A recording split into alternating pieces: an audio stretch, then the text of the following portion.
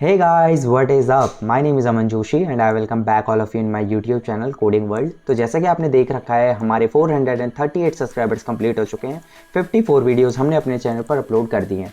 Guys मैं जानता हूं कि हम आज काफ़ी टाइम बाद वीडियो अपलोड कर रहे हैं। एक्चुअली गाइस थोड़ी चीज़ें थी, ठीक है। सारी चीज़ों को देख के चलना पड़ता है, ठीक है। तो टाइम नहीं निकाल पा रहे थे। अब आज की जो वीडियो है इस पर फोकस करते हैं।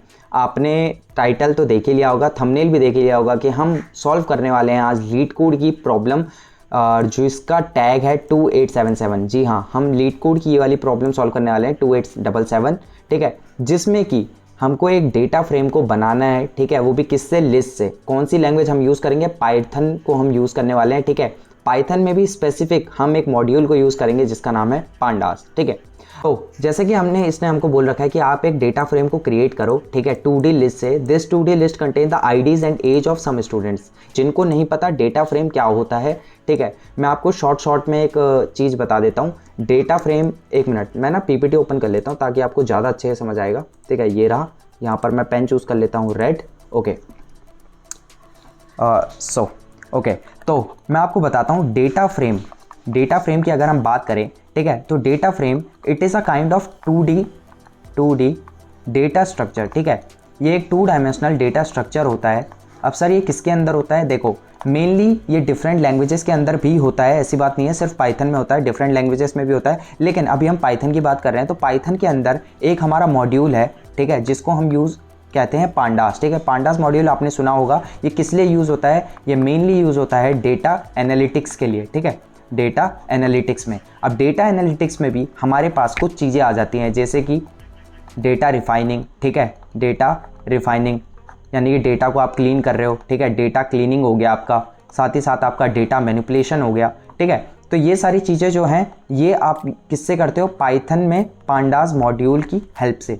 इसी मॉड्यूल के अंदर आपको एक फंक्शन, ठीक है, ये फंक्शन की तरह आपको मिल जाता है। ये डेटा स्ट्रक्चर बनाया, आपको बनाने की ज़रूरत नहीं पड़ती, जो कि 2 डायमेंशनल होता है। अब 2 डायमेंशनल की अगर मैं बात करूं तो आपके दिमाग में एक जो इमेज बन रही होगी वो ऐसी बन रही होगी कि सर इसमें पक्का रोज होंगी और इसमें कॉलम्स होंगी। जी हाँ, बिल्कुल ऐसा ही होता है डेटा फ्रेम में, ठीक है। अब हम वापस चलते हैं अपनी लीड कोड की प्रॉब्लम पे। वो हमको ये कह रहा है कि हमको एक डेटा फ्रेम क्रिएट करना है, यानी कि सिंपल भाषा में बोलूं तो इसने हमको बोल रखा है कि आपको रोज क्रिएट करनी है और कॉलम्स क्रिएट करनी है। वेट अ मिनट, ये हम बैक आ गए हैं, ठीक है, ओके, कोई बात नहीं। इसको मैं क्लोज कर लेता हूँ, ठीक है।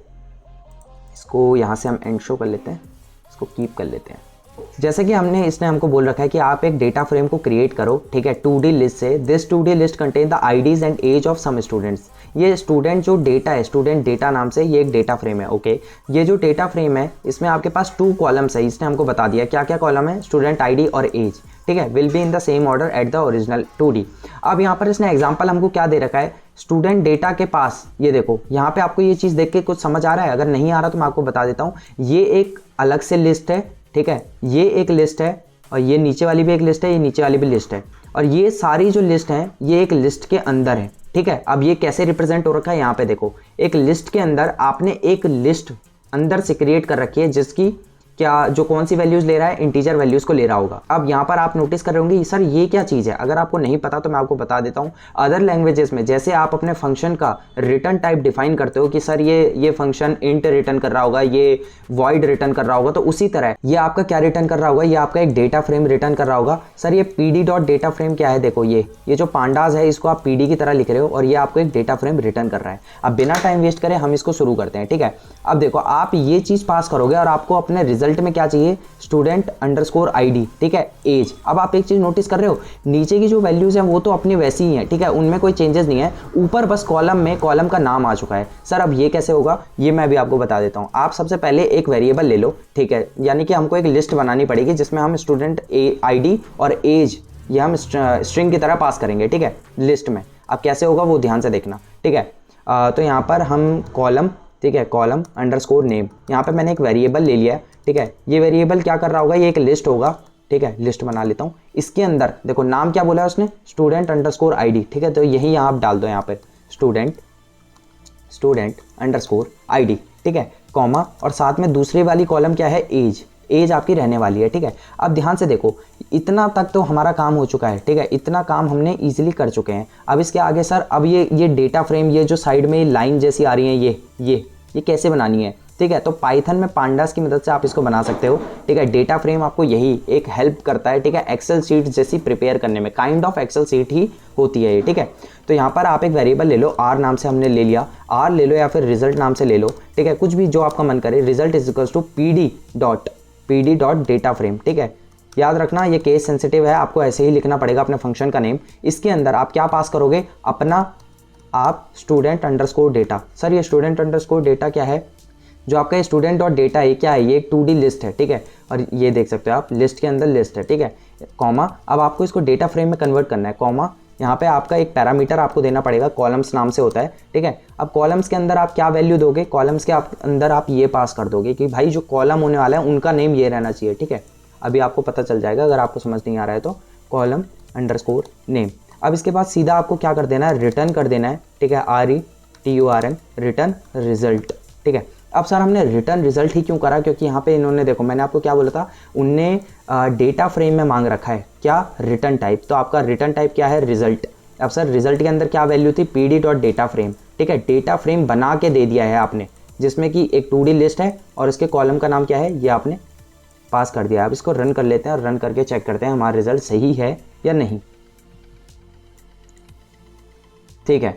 तो जैसे कि आप देख सकते हो हमारा ये जो केस है ये एक्सेप्टेड हो चुका है, ठीक है। अगर मैं अभी इसको सबमिट भी करूंगा तो भी ये सही हो जाएगा, ठीक है। चलो इसको सबमिट करके देखते हैं सारे टेस्ट केस, अगर अदर टेस्ट केस हैं तो ठीक है। यहाँ पे जज हो रहा है, ओके, ठीक है। तो हमारा जो सोल्यूशन है वो सबमिट हो चुका है, ठीक है। आई होप आपको वीडियो अच्छी लगी होगी। नाउ अगर आप इसको थोड़ा सा ऑप्टिमाइज़ करना चाहते हो, यानी कि कोड जो है आपका 3 लाइन का है, ठीक है, मैं इसको चाहूँ तो 1 लाइन में भी कन्वर्ट कर सकता हूँ, ठीक है। वो कैसे होगा वो भी मैं आपको चलो दिखा देता हूँ। ये वाली लाइन हटा दो, ठीक है। अब एक काम करो, आप ना ये रिजल्ट वाली लाइन को भी हटा दो, ठीक है। अब सर ऐसा ये कैसे होगा, यहाँ पर एक काम करो, आप कर दो रिटर्न, ठीक है, डायरेक्ट, यानी कि इसको, इस पूरी वैल्यू को आपको ज़रूरत ही नहीं है किसी वेरिएबल के अंदर स्टोर करने की। वो मैंने उनको बताया जो बिल्कुल बेसिक से सीख रहे हैं। लेकिन अगर क्या हम इसको और छोटा कर सकते हैं, बिल्कुल कर सकते हैं। यहाँ पे जो कॉलम नेम की जगह जो आपने वेरिएबल यूज़ करा ये भी मत करो, ठीक है। तो सर इसकी जगह क्या करें, यहाँ से डायरेक्ट अपना ये कॉपी करो लिस्ट को, ठीक है, और कॉलम्स वाले सेक्शन में इसको पेस्ट कर दो, ओके। यहाँ पे हमने इसको करा और ये वाली लाइन भी आप हटा दो। अब आप इसको रन करके देखो, ये भी आपका काइंड ऑफ चलना चाहिए, ठीक है, बिना किसी दिक्कत के। कोई दिक्कत आएगी तो वो भी देख लेंगे, ठीक है। तो ये भी एक्सेप्टेड हो चुका है, तो इसको भी सबमिट कर दो, कोई दिक्कत वाली बात नहीं है, ठीक है।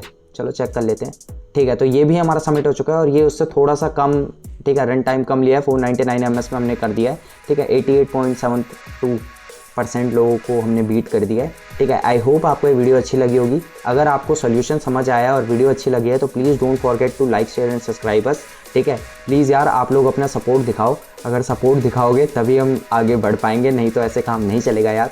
बस आज के लिए इतना ही। आई होप आपको वीडियो पसंद आई होगी। कोई भी अगर आपको अदर लीड कोड क्वेश्चन का सॉल्यूशन चाहिए तो प्लीज़ कमेंट में आप उसको लिख दीजिए, हम उसको सॉल्यूशन लेकर आ जाएंगे, ठीक है। आज के लिए बस इतना ही, ओके बाय।